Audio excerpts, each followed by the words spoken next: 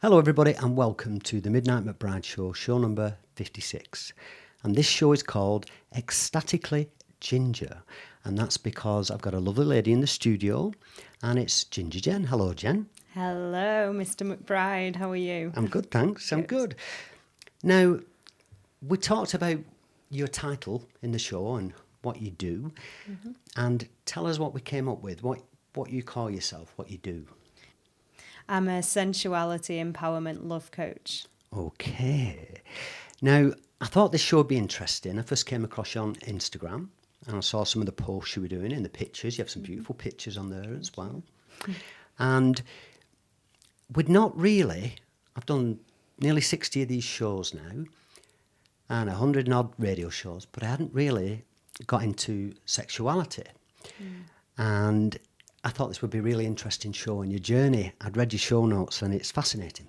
Thank you. Very interesting. So, Jen, maybe start by, Ginger Jen, telling us what it is. Explain what you do, roughly. We'll get into it properly, the meat and bones of it at the end of the show, as we get towards the end. But just give everybody an idea of what it is you do. A brief explanation of what I do is helping people come into their power through the art of sensually exploring and also expressing themselves in different ways, taking them through like mother-father relationships, inner child and feminine-masculine relationships within themselves. Yeah. Right. I don't fully understand all of that, but I'm fascinated by it. And what we do on this show, I always say, your past doesn't define you. It's your view on your journey to this present moment. And this is why we always go through somebody's life journey. It's really interesting because we find out what makes them tick and why they do what they do. And once I'd been through your show notes, it all made sense. Yeah. So we'll start at the very beginning, Jen. And where were you born? Well, I was born in High Wycombe, but I grew up in Halifax. Okay. And how was school? Yeah, it was a bit tough with school. I know in the notes you said you were bullied. Yeah. Yeah. That's quite a common theme. There's a lot of people who've been on this show. Sandy Hope, for example, who's a multiple European champion in Thai boxing. Yeah.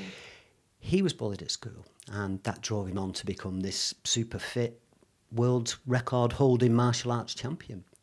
Colin Unsworth, Mr. Mushroom, who's been on the show, he was bullied at school, and so he spent a lot of time in nature in the woods and he became an expert on mushrooms and ended up being on Gardener's World. And so it's really fascinating, this. Yeah. So you were bullied at school, but you say that your parents, although a happy upbringing, were quite strict with you. How do you mean? In what way? Well, I always felt that I was sort of the black sheep of the family. My brothers, my parents, they were really intellectual. They were able to read books really easily. They were able to do...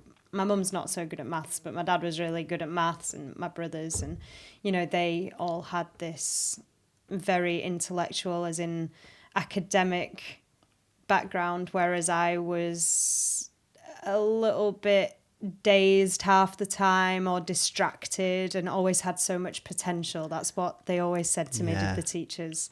I think this will all become apparent and make sense as well, because we're not going to touch on it just yet, but you've found out you've got ADHD as well, which you didn't find out till quite recently, in the last few years. Yeah.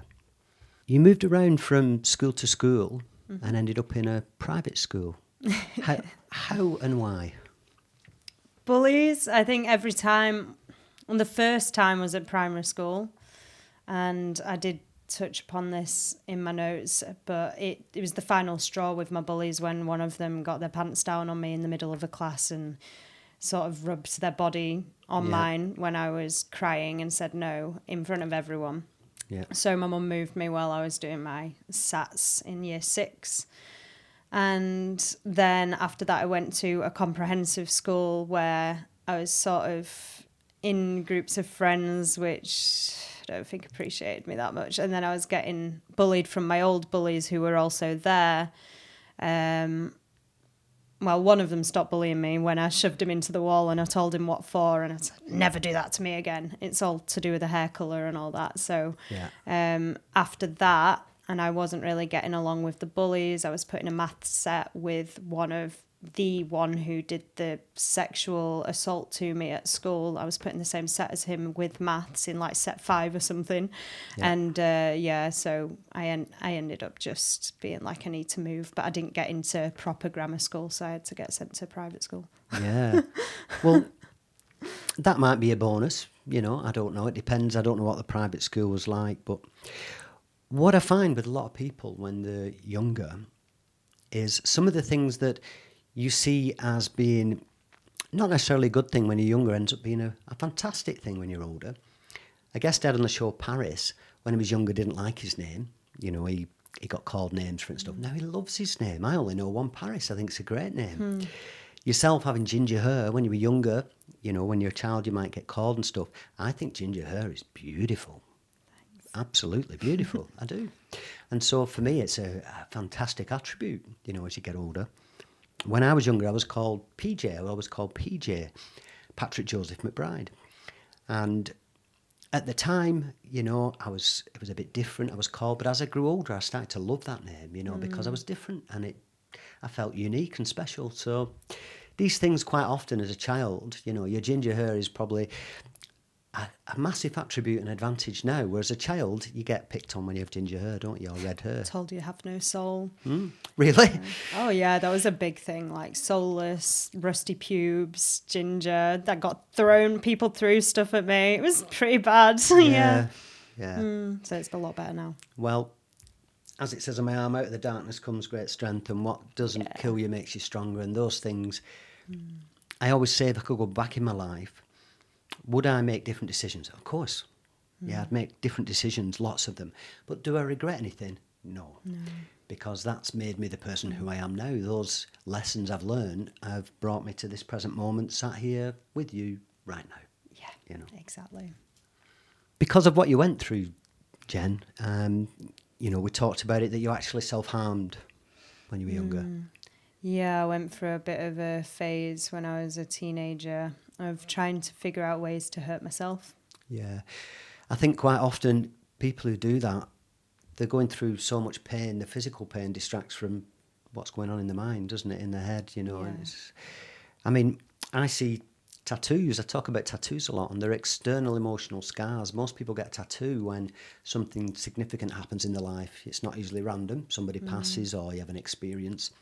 And, you know, they're a bit painful. And some people become addicted to the tattoos, don't they? I've seen people who are covered in them. And it can be sort of a subtle pain that distracts. It's almost like a meditation. You go into the zone. My back's covered with tattoos. And it took, combined, I think it took about 14 hours to do my back. And that whole period, I went for 2 hours every week, week after week. And while I was doing it, I felt good. You know, the pain sort of, I went away, I switched off from all my problems. Amazing. Yeah, it's quite common, unfortunately, with kids now. You know, it happens a lot. So as far as anybody else was concerned, you were happy on the outside, giggly, you know, overt, full of joy, but inside, again, very common. Some of the people that are the life and soul of the party, quite often, they're really sad inside, and it's an overt reaction, it's a display, it's a facade, isn't it? It is, and I was mainly like that. Sometimes I wasn't, though. You know, there were times where I could just cry and cry and cry and no one could stop me. Yeah. But then at the same time, I could laugh and laugh and laugh and no one would stop me. You know, it was all just... You mean like you just did before? Yeah. The next part of your journey, Jen, you move on and you say that your parents obviously wanted you to carry on with schooling and you were having none of it. And...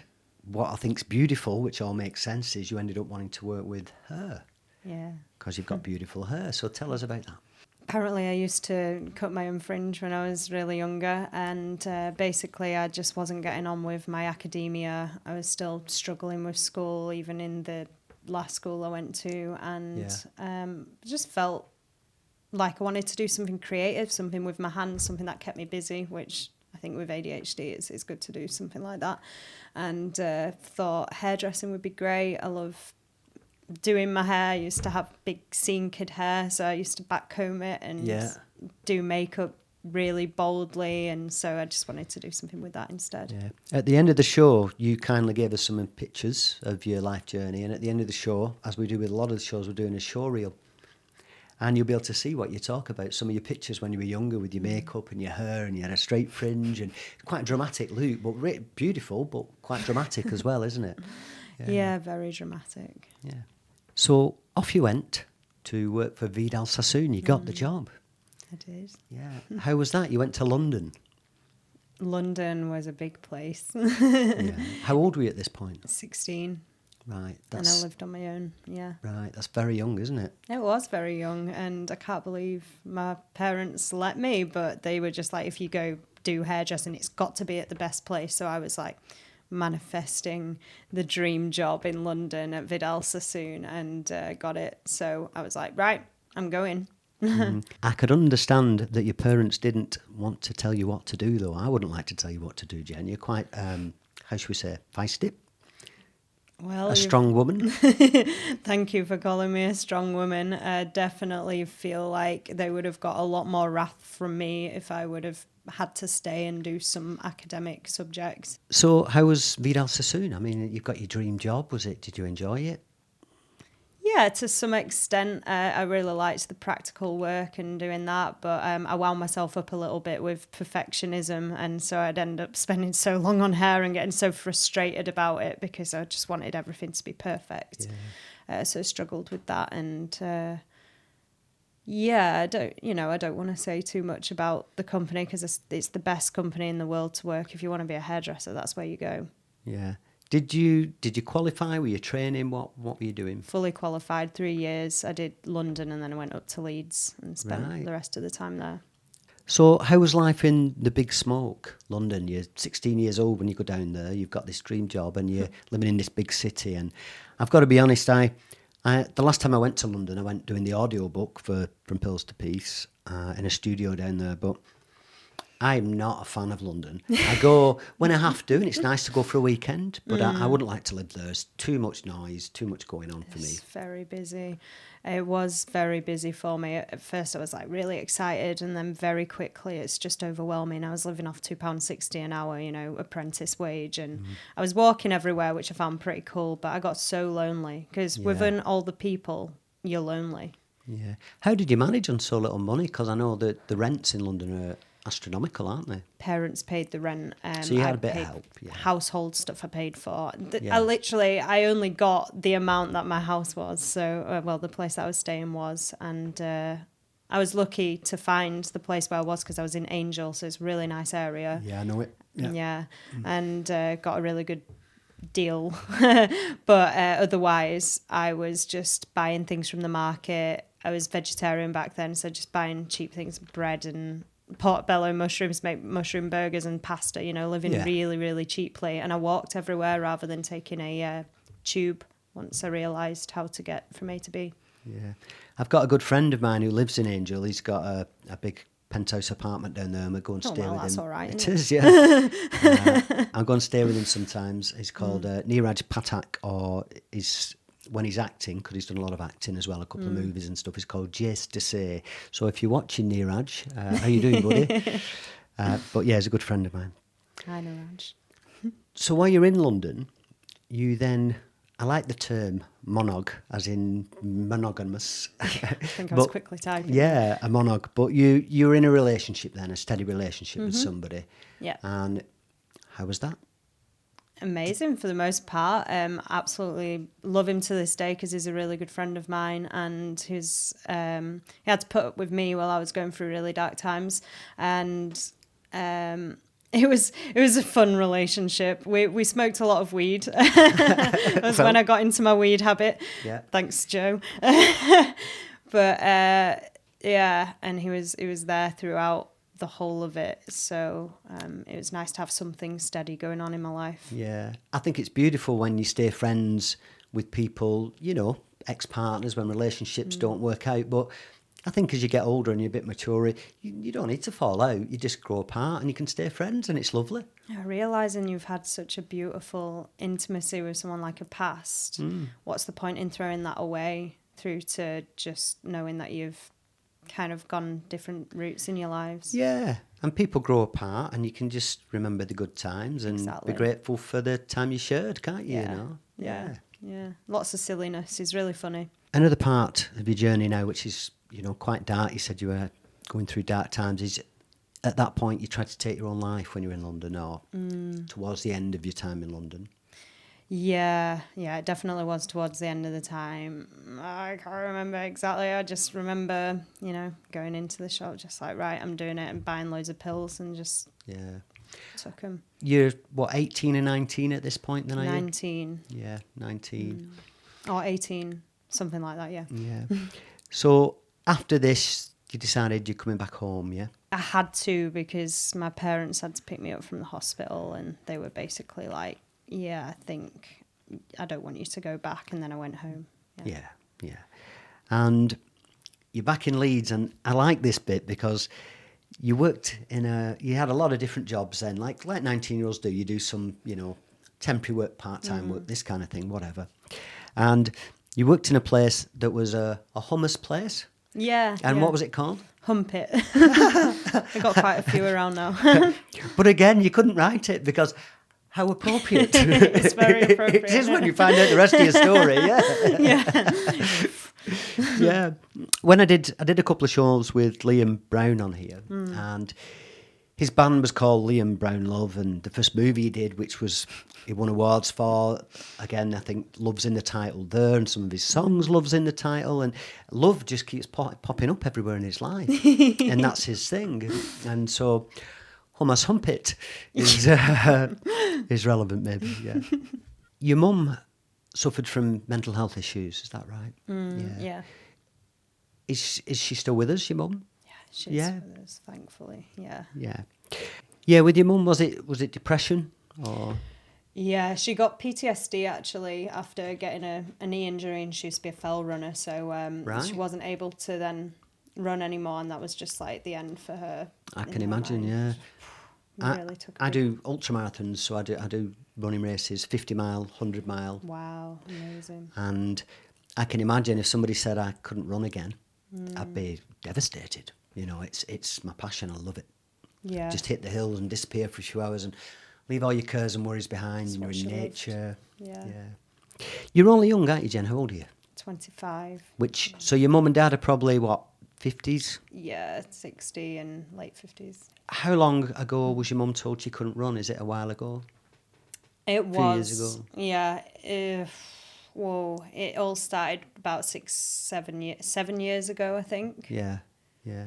They say, with runners, ultra runners, because I've done some of the events I've done, you talk to the people when they're doing them, and they reckon, I think the figure's 80 or 85% of all ultra runners have either had problems with addiction or mental health problems, because they're extreme people, and it's just a healthy addiction, the ultra running or fell running. Okay, so then, Jen, you become vegan. Yeah. I've been vegetarian. I've been full vegan for about a year. I'm now what they call, I like this term from my friend ex-microbiologist, Becky Jones. It's a flexitarian, which means I do what the bloody hell I like. I don't agree in that.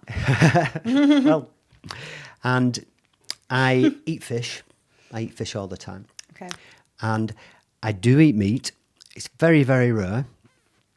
It may be once a month, it may be once every couple of months, but I do eat meat occasionally. It doesn't sit well with me. I'm not comfortable with it for some reasons. Why do you do it? Because when I was ultra running, if I was running, up until probably about 6 weeks ago, I was running 3 or 4 marathons a week. I was doing 25 miles 3 times a week. And in theory, you can get all your protein from pulses and beans and so on. I would burn, if I'm doing 50 miles, I'd burn 10, 12,000 calories. It is feasible and it's possible. Very possible. It is possible, but the quantity of food you have to consume and the time it takes to prepare it to get that amount of calories in on a regular basis is difficult. I'm not saying it's impossible. Is that why you have the coconut oil in your coffee? No, I just love that. Coconut oil's the only highest fat concentration. So if you want your calories, coconuts are your friend. Yeah, well... Avocados. I eat avocados. If I'm eating fish, I like salmon as well because that's got... Totally understand, but one of the best ultra-marathon runners in the world is completely vegan and has been for many, many years. Yes, so but that guy... very possible. It's very possible. That guy's a pro athlete. Yeah, and so his time is all ultra running. Yeah. I don't have that time. I have to work. I have lots of other things I have to do as well. Yeah. So if all I had to do was ultra run, it would be easy. Yeah, but I don't. Ultra running is a hobby that I fit in. And they're nutritionists that can help you. And if you want any help finding anyone, then I can put you in contact with someone. So we're not going too off topic right now. Yeah. So you're a vegan and you were a vegan activist, and Yeah. but I respect everybody's choice to do what they want. And I do Okay. not agree with eating meat, and I don't agree with animals and killing them en masse and slaughtering them and how they're treated or any of those things. However, I do eat meat occasionally.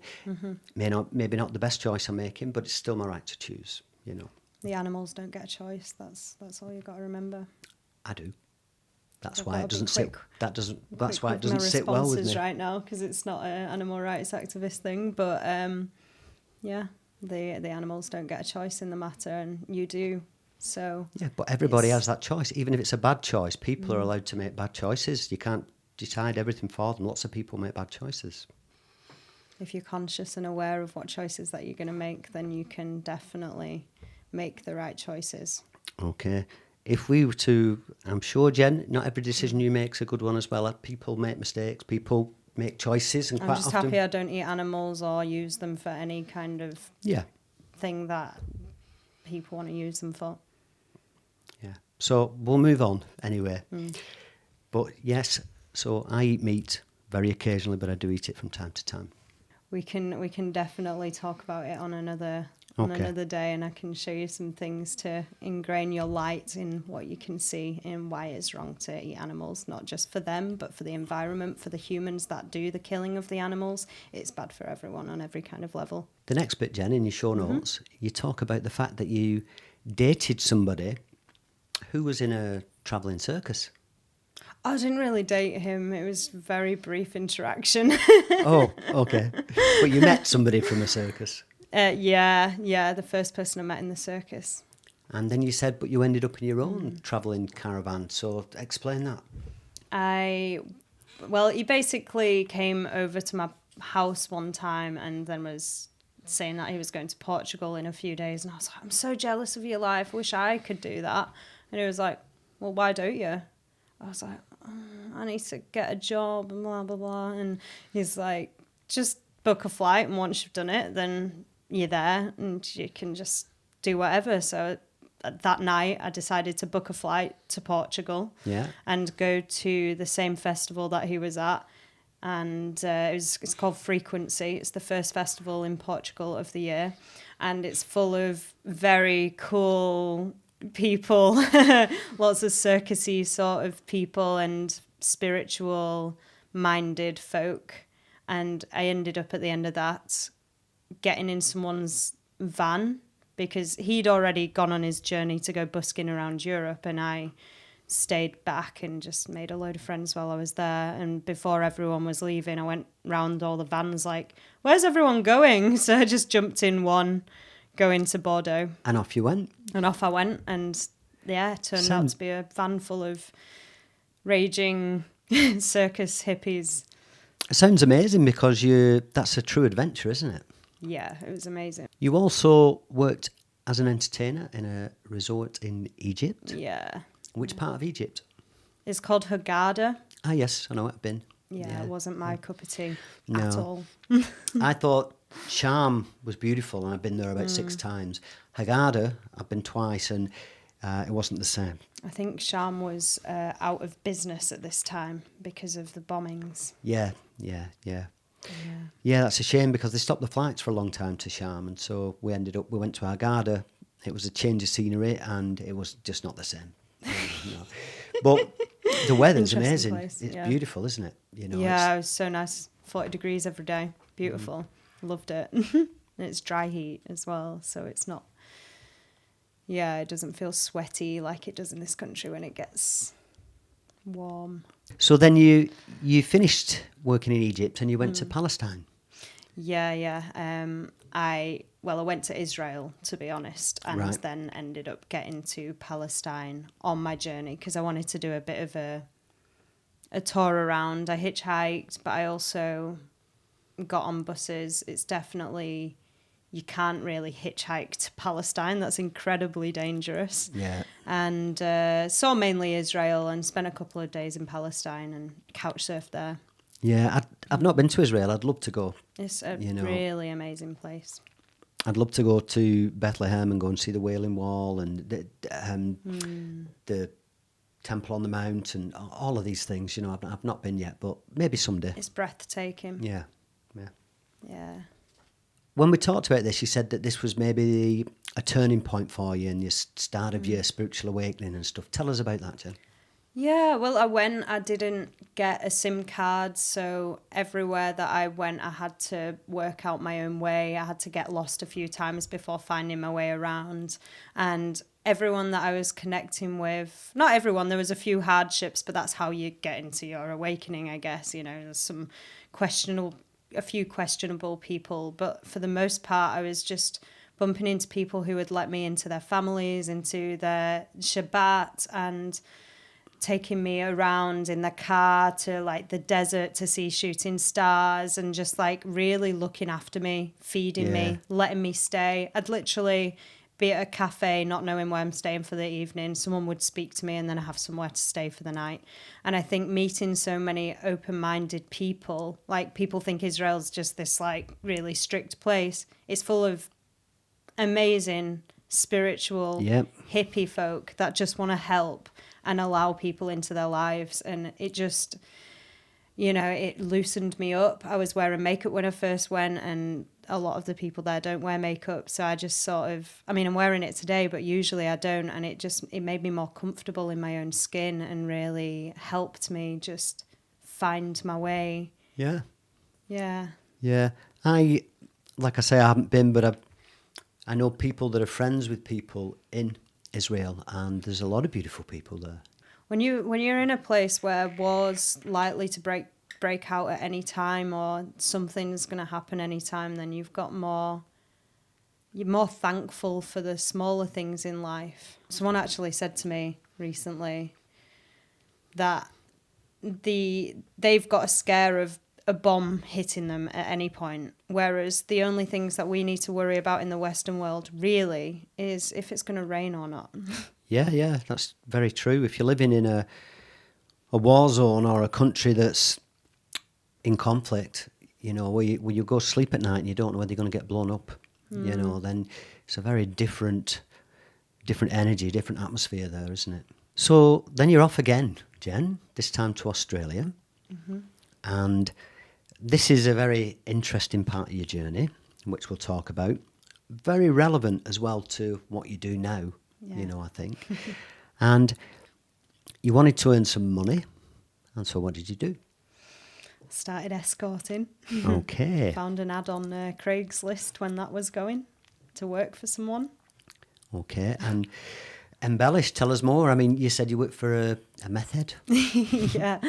Yeah, I didn't notice until quite a few weeks in. But he was all right, to be honest. He wasn't a bad person. He didn't have too much bad blood. It was a really interesting time, and I was just wanting to get money fast, and he managed it all quite well, although he ended up trying to get me to do, you know, natural sex a lot, and then I was obviously against that. What's natural sex? Without a condom. Okay, bareback, I think is the term. Or bareback. Yeah, he wanted me to do bareback, and I was opposed to this, and he got a bit funny about it, and because I'm very opinionated, I probably had an opinion to say, and just stormed out.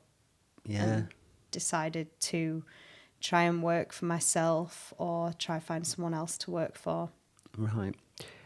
It's a big step, isn't it? It's a whole nother world when you're going from, you know, working in a hummus place, then you're travelling around and then you're escorting. And I mean, was it a bad time? Was it a good time?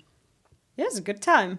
I found it hilarious. I just remember one day I was like, you know, to my housemate who I got on with at the time, I was just, you know, I came home, I was just like, to be honest, I think I'm going to become an escort. Just like that? Yeah. Gonna get some money.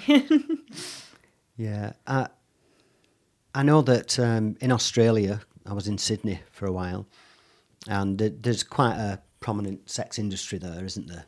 Yeah. You know, and there's a red light area. Huge. Oh, yeah, I've not even been into that area. Yeah, yeah. Were you in Australia and you're not in Sydney, or? I wasn't in Sydney for the majority of the time, although I did go for a couple of weeks to work once. I was mainly in Melbourne and Brisbane, but sort of toured around seeing people from different cities and staying in different Airbnbs. That's what you do when you're doing an escorting touring business. You just get an Airbnb and work from it. Right. I'll never look at Airbnb the same again now. Depends how fancy the place is. If you want your penthouse, escort's probably been there. Right. But this is interesting. I think this is the start of what you're doing now, all starting to sort of form, where you start getting feedback from people saying how you'd help them. Yeah, and that was the most beautiful time when you start getting people just saying to you, like, wow, you're different from all the people that I've seen through this before. You're actually helping me. Seeing men like tear from their eyes when they're with you and saying that you're beautiful and that what you're giving is so magical for them. And then people getting in contact with you afterwards on email. And even when I wasn't in the country, I'd get people saying, I've done this and that since meeting you, and you've changed my life. I've had people being like, I'm vegan now. And I've had people being like, I now look at my sexuality different. I don't feel pressure on myself, and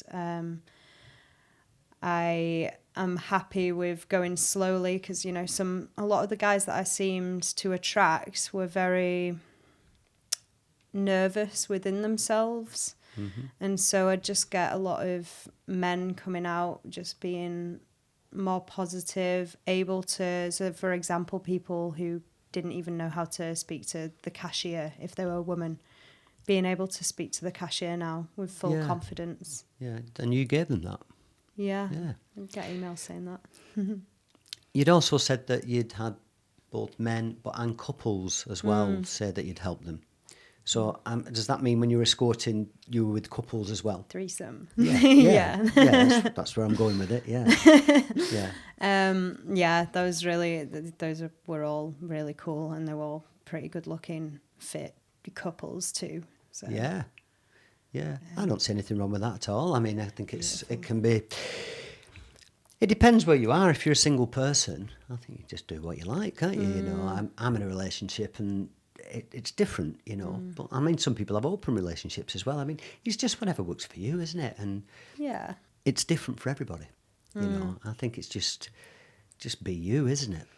Yeah, I mean, with the people that I saw, the story seemed to be the same every time. I've been together 7 years. We've not been with anyone else. We wanted to not have anyone else who's going to get attached to us, but pay just to see where it is. Women who haven't explored their bisexuality, and the husbands or their boyfriends being like, right, let's just find someone and explore your sexuality that way. So each couples that have come to me, I've had them thanking me so much after, saying you've done so much for our confidence again, and you've made us want to explore even more into our sex lives, and you've given us more of a connection. And even one of them contacted me last year now, saying we got married this year, and they're actually from Harrogate originally but live in Australia. We got married this year and we wish that you were there at the wedding, that sort of thing. And it's like, oh, that's so nice. So if they're watching, they might be, because they got me on Instagram. Yeah. Hi. I think it's beautiful to have that level of honesty where a couple can be together and one can say, well, actually, I'm not sure how I feel about my sexuality and I've not explored this. And they can actually, you know, have that honest chat, because a lot of people don't. They suppress things and explore it together. I find that so incredibly beautiful. That and level honouring. of honesty in a relationship is very special. Very, yeah. Because I'd say 90% of relationships, 95% of relationships, not everybody wants to do that, but if they do, they won't talk about it. You know, a lot of people won't talk about it. So when they do, you really are connected on another level when you said, this is how I feel. It's incredible, and people can learn from couples who are able to have that amount of honesty. And while you're doing the sessions as well, I make sure I check in with both of them, and I even have a little pep talk beforehand saying, if there's anything you don't like me doing, if there's anything you don't want me to do, tell me now. If there's anything you do want to try out, let me know. And if anyone's feeling left out at any point, just keep me posted, and I always check in with them. That makes me smile if anybody's feeling left out. Like, It happens. I can imagine. But yeah, where somebody's like, hang on a minute, what about me? It's definitely the thing with threesomes, and it can be quite hard for people to navigate because there's a lot of crossing of people and watching. And I suppose some people would just want to watch. Yeah, but others, some of the guys are like that. will be want to be involved and feel left out. So it's no two couples are going to be the same, are they? Everybody's different. And, yeah. Really got to weave in and out of each other and make sure everyone feels as special as the other person. Yeah. Well, you must have that skill. I'm skilled at Yes. Yeah. Well. This is the point where you realise then that maybe you were gifted in this area. You know, I mean, with sharing people, helping people learning from you, you know, exploring different avenues. That's a nice way of putting it. Thank you. Yeah. And you realise that maybe coaching or helping people with the emotions expression or sexuality or this kind of thing is something that you were good at. It's about reading people, and you must have a gift for that. And it's also about then having these skills to relate to people and making them feel comfortable and safe. And you must have skills for that too, you know. So there's a lot of probably psychological, interpersonal skills that you've developed or maybe had anyway that you didn't maybe fully know you had at the time that you discovered through this process. Yeah, definitely. It helped to get the feedback from people, and also after a while doing escorting, your energy does feel a little drained, and there's also the fact that you can't really openly talk about it, the fact that your family doesn't know, people asking you what you're up to, you're not allowed to say to anyone, and then you're drained as well from the sexual energies that are being passed, because while some were very healing, there's some people that do want to just come in and like leave all their gunk with you and then leave, you know. That's the life force energy is then with you. And I was feeling like I didn't want to fuel an addiction, but instead help turn, you know, not turn them around, like just help navigate ways where they can feel happy with their sexuality without the need of ejaculation and things like that. I think that's really important. Yes. So we've talked about this period of your life, and then this is around the time. Did you come back to England first, or did you discover you had ADHD over there? I discovered it while I was in Australia because my best friend Kelly, she has it, and she's like, you know, you think just like me, and have you ever looked into ADHD? I'm like, no, I don't think so. And ended up getting, because they have Medicare over there, a free, you know, doctor's appointment, and then put me to psychologists. In this country, it's really hard to find out whether you've got a mental health problem. Yeah. They don't want to tell you. They'll just give you antidepressants, which really don't work. Most of them don't work with people with ADHD mind. So it's very important that you get the right, you know, say you've got ADHD rather than you've got depression. I think it's really important as well to explore all the other avenues before you end up on pills, you know, medication. Definitely. That's a last resort for me. Yeah, it's really important to see what you can do without that. Although I was given Ritalin when it first happened, I quickly decided not to carry on with it because I didn't want to I thought I'd been doing it this long without. And although it might help in a lot of ways, and just trying to navigate it without that.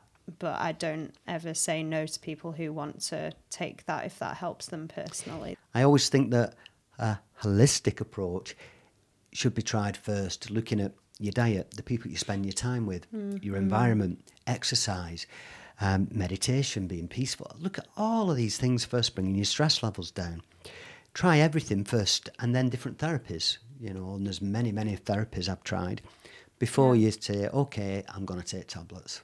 A lot of us have, but a lot of people who have ADHD and autism, they have to do all this while, you know, taking that medication, because there is a different wiring in the brain and you can't change it. So it's not as easy as... No, a lot of people folk. may take medication, but then try other things to eventually come off the medication, maybe. Yeah. But I just... It worked with my antidepressants back then when I took them, but I'm not sure. I don't want to go down that route anyway myself, but if people do, then, and it helps them, then that's really good, as long as it's helping them function. I didn't ask you when we talked about being in Australia and being an escort. Do your parents know now? You've discussed it with them? Vaguely. Because you do know they're going to know when they see the show.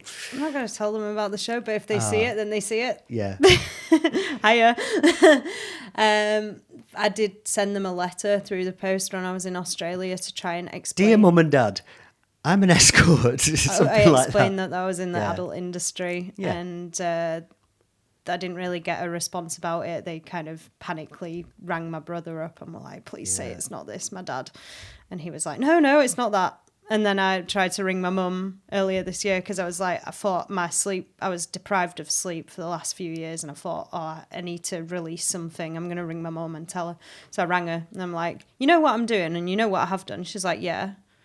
So it's still a bit vague, but I felt a lot, and I was like, you know, with sexuality, blah, blah, blah, said something about sexuality and helping men with sex. I have said that. I think maybe they know anyway, but maybe they just don't want to talk about it. That's what a lot of people say. And then my mum then started talking about how my grandma, who's got dementia, keeps on explaining how some man is coming to her in her dreams that she's scared of. So she thinks my grandma's been sexually assaulted or something, and how it carries on through wombs. So my mum was telling me about all that sort of thing.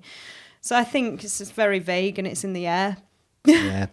I won't name who they are, but there's somebody I know very well, and their daughter was a lesbian, and they knew, but they used to call her friend her special friend. And I tried to tell them, I said, you do know they kiss, don't you? And they're together. And she'd go, no. And just wouldn't. And she knew, but she wouldn't never talk about it. And, you know, and she was much older. She's passed now. But, yeah, it's different for everybody. I think the fact is, if they love you, then it shouldn't matter, should it? That's what I thought. That's why I'm like, if they see any of this thing, like one day it's going to be completely obvious, then c'est la vie. Yeah. If they don't want to be me to be the daughter anymore, then that's not very good, is it? Yeah, no, I think it's all fine. Yeah, c'est la vie, the French language, beautiful. When you came back to England, it was predominantly, you said your grandparents were getting on a bit, and you came back to spend some time with them, change your scenery, start a new life maybe, start again. Sort of just settle for a little while, because I'd been doing the Airbnb thing for so long, and then between that and having my breaks with work, I was staying at friends, so I never really had a place where I could just call mine and have my own space with more than just a suitcase of living things, which I've been doing for years. With ADHD, I have obsessive compulsive disorder. You need your own space. It's quite important to have that area where you just have a bit of, it doesn't have to be a huge space, but somewhere that's your space where you can relax. Definitely. I never really realised how important that was until I'd worked myself into a rut and needed to fill my cup, as they say. So that was the point of coming back to England, spend time with my grandparents, fill my cup back up. I went back to Israel for a little, month trip last year. Not last year now, it's... The year before. The year before, but at the end of the year before. And apart from that, I've been pretty much, settled in Sheffield and then settled in Manchester. How long have you been back in Manchester or in Manchester? 3 months, 4 months. Right, so it's all new. Yeah. I think Manchester's a great city. Unfortunately, you can't do a great deal at the minute, but when it's in full flow, it's full of restaurants and bars and clubs, and there's a great social scene. And If you're shopping's your thing, lots of shops as well. You know, I don't shop so much, but Same. but the restaurants and the bars, you know, They're I love. incredible. Yeah. Yeah, I love Manchester. It's always been one of my favourite cities in England. There's a Greek restaurant in Manchester, just off Deansgate, called Dimitri's, and it does Greek food, and it's beautiful. Lots of hummus and olives and things like that. Exactly. Yeah, it's my perfect number one diet, hummus and olives. Yeah, same. So tell us about the course you did. This course is a really amazing course that a lady called Layla Martin set up. It actually lasts, she does the live classes and workshops over the course of a year, and it does actually carry on for another year after that to put in all your work afterwards. What's it called, Jen, the course you're doing? So it's owned by the Tantric Institute of Sacred Sexuality, and it's a long course name, so it's SLRC course for people who want to be a love, sex and relationship coach. Okay. So, for example, if I could ask you a few questions. If you were being a love, sex and relationship coach for somebody, somebody comes to you and they say, I've got an issue maybe with, you know, I'm nervous around women, or it could be I've got an issue and it's something that happens in the bedroom that I'm not comfortable with, or this kind of, am I on the right lines? They come to you and talk to you about it? We definitely cover absolutely everything in the process. We cover tantric ways of connecting. We actually go through the whole process of 2 or 3 months of healing ourselves sexually, and through the things that she gave us to do, you learn how to heal yourself sexually to heal everyone else, and then they take you through different routines of how you can get people to start lifting different areas of their life. So if they're not feeling sexual arousal, for example, or if they have some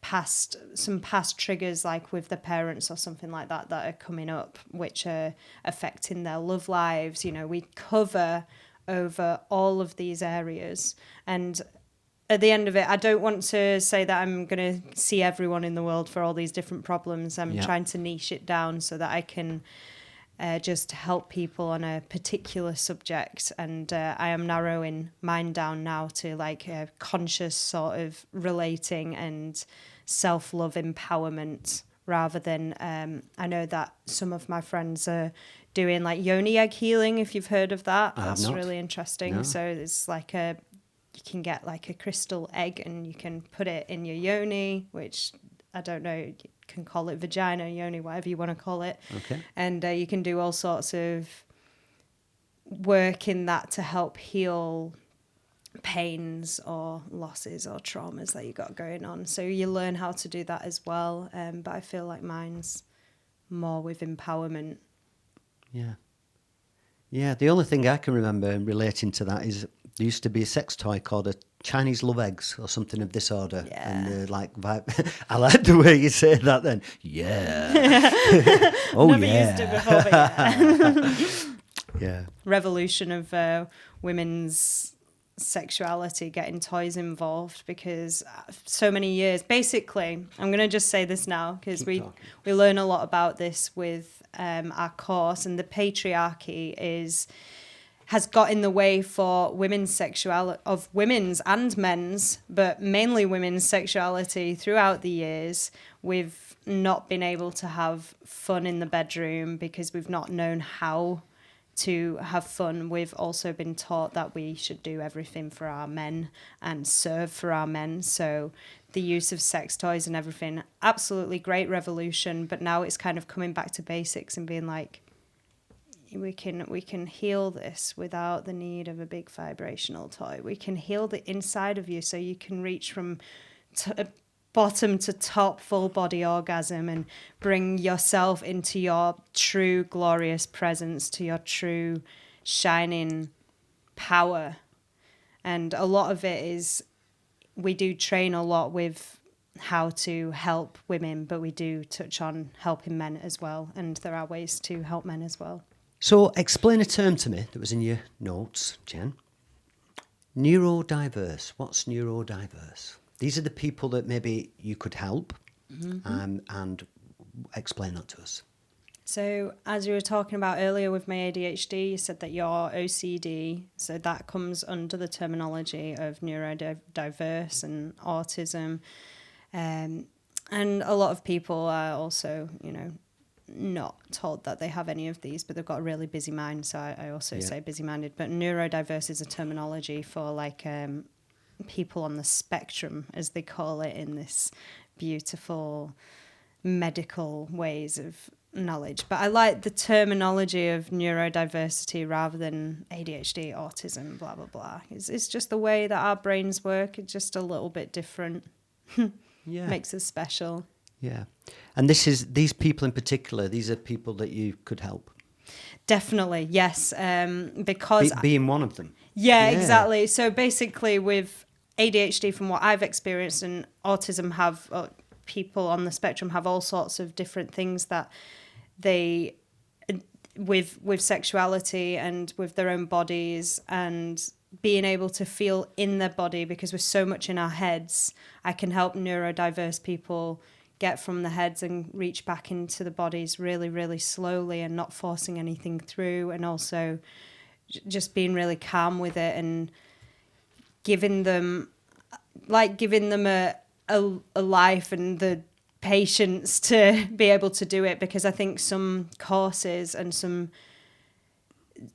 coaches don't really know how to speak to other neurodiverse folk, because we need a little bit more attention. So I'll be really concentrated on that person. And if the session needs to take a little bit longer because it's taken a lot longer to explain what the practice is or what we're doing, then that's fine. I'm here to take the patience with that person and go on that journey with them. Wonderful. That's a long way around it, which is typical ADHD thing to do. If we'll talk about now, Jen, is your main platform, if somebody wants to see what you do now, is Instagram, isn't it? IGTV? Yeah, I do an IGTV as well, which is just breaking a load of taboo subjects at the moment and bringing all sorts of friends that I've got on to talk about their experiences, what they know, their knowledge, what they've learned, what can help other people, serve other people. So the IGTV is Instagram television. Yeah. And that's like, I've seen one of your interviews you did with that. That's like a podcast kind of thing as well. Yeah. Is that right? Yeah, it's definitely a lot less professional than yours.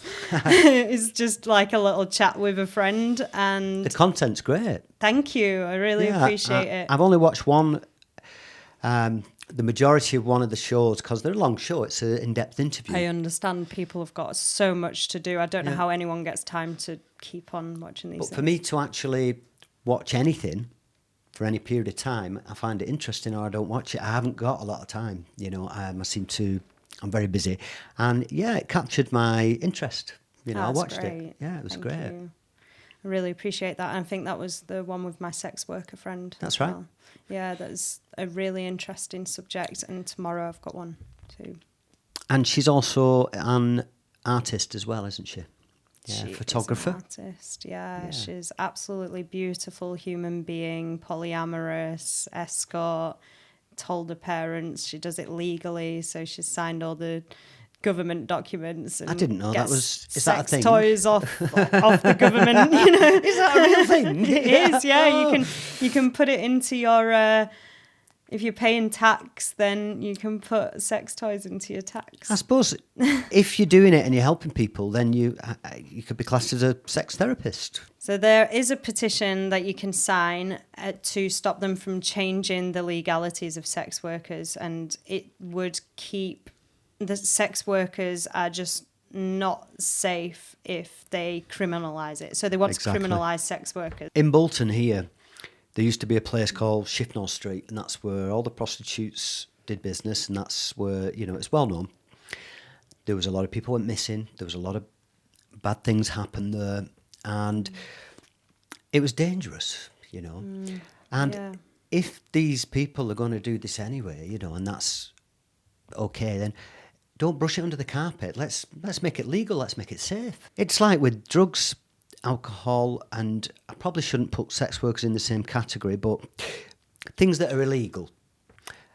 It's much better to talk about it and deal with it, address it head on, and deal with it in that manner rather than pretend it's not there. Make something illegal and put it, brush it under the carpet. I regularly talk about people that take drugs, and they're not criminals. You know, they might be having fun. They may need help. They may be making bad decisions, whichever, but still you're right to make that choice. And somebody that takes drugs isn't harming somebody else, so they're not a criminal in my mind at all. You know? Yeah, exactly. I mean, it's no way criminal offence to do the oldest job known to man. That helps people. I think certainly, you know, have it, legalise it. If it's going to happen, then make it safe. You know, that's number one priority. Make it safe for everybody, you know. If they criminalise it and then it's off the internet, then people are on the streets, and that's where it gets really, really dangerous, like you were saying, Yeah. So if somebody wanted to get in touch with you, Jen, how do they go about doing that? I would love people to first follow me on my Instagram, which is ecstatically.ginger. Yes. And then you can also email me at ecstatically.ginger@gmail.com. So it's quite easy to remember. It's both the same names. And then I can send you an email back, and we can chat about what it is that you might want to discuss with me, and hopefully do some one-to-one coaching sessions and transform your life. I've seen your Instagram account, and there's some beautiful photography on there. Lots of pictures of yourself. It's quite sensual. It's erotic. It's beautiful. It's really nice. It's really nice. And I love this statement. I'm going to read this out. This is in your notes. And the final statement in your notes about what you're going to achieve or what you aim to achieve. And it's helping people to find love in a conscious way. Yeah. Beautiful. Yeah, so it doesn't mean just someone else, but it's within you. Before you can find love for anyone else, you've got to find that love within yourself. And it's so important to go on that journey before being, you know, sometimes you get those feelings of urges of being desperate to find your lover. But if you're desperate to find your lover, you've got some inner work to do. You've got to do your own work. And connecting in a conscious way, not necessarily just having sex, but having that connection with another human being. Yeah. So, I mean, with tantric philosophies and everything like that, it's all about being within your body and conscious give and take and mixing everything in such a fluid, beautiful way, and being, you know, able to communicate and being able to set boundaries, being able to touch people without it having to mean something sexual, and not having any expectations from that other person, just letting it flow, or, you know, that other person or yourself even having expectations to yourself. Yeah. Ginger Jen, thank you very, very much for coming on the show. It's been fascinating. It's been interesting. It's been unexpected. And yeah, thank you for coming on the show. Thank you for having me on the show. You're welcome. Okay, everybody, thanks very much for watching. This has been the Midnight McBride Show, show number 56, Ecstatically Ginger with Ginger Jen. And I'm going to leave you with a quote from the book, From Pills to Peace. Once understood, freedom is an unstoppable force because it is born of the mind. To be truly free is how you think and not determined by external events. And once you free your mind, your life is exciting, full of bliss and joy and a wonderful adventure.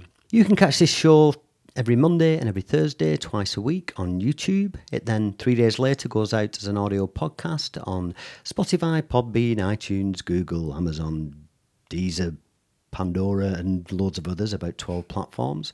You can go to the website, midnightmcbride.com. You can get the book on Amazon, and you can also get it in Kindle format, and you can get it in lots of other places, and you can also get the audio book on iTunes, Audible, ACX and others. You can catch me on Facebook, Instagram, Twitter and LinkedIn. It's the radio show every Monday night on Salford City Radio 94.4 FM. That's the Mind, Body and Spirit show with me, your host, Midnight McBride. I hope you've enjoyed the show, and I'll see you very soon. Shalom.